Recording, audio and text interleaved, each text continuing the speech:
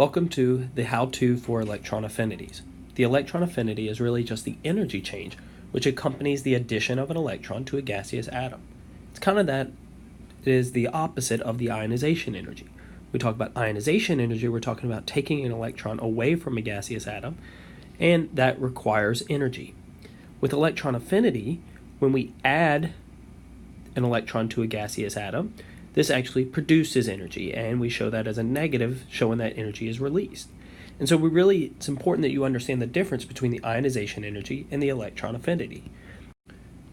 So when you're adding an electron to some kind of gaseous atom, we see that this actually releases energy. And so the more negative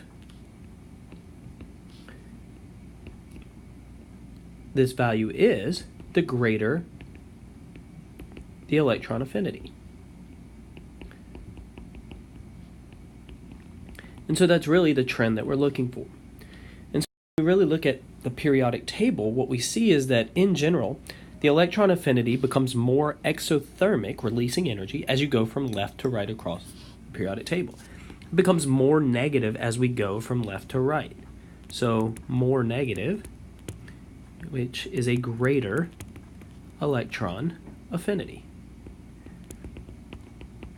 Okay, so when we look at that, there's a few irregularities. Okay, one of those is really when we look at group 1A to 2A. So in group 1A, we see that we have these negative values which say that the electron affinity is greater. But in 2A, we do not. Those values actually decrease. They're less negative, which means they're going to have less electron affinity. But we just said that as we move from left to right, we get more negative, greater electron affinity. But here is one of these irregularities. And the reason why is because if we add another electron here, when we're already in group 2A, that's going to have to go into the 3A, or into the 2p subshell, which now we're adding in one electron into this 2p subshell, which is not as happy.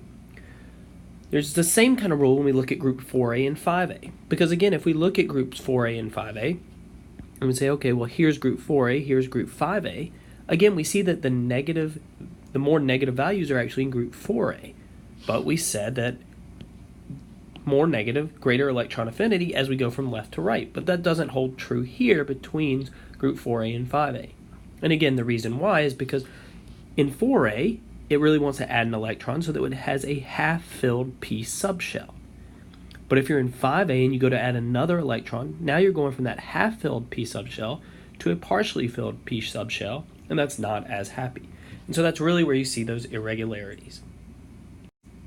You'll also notice that we see a slight increase in the negative values as we go up the periodic table as well. And so there's a slightly greater electron affinity as we move up the periodic table. That concludes the how-to for electron affinity.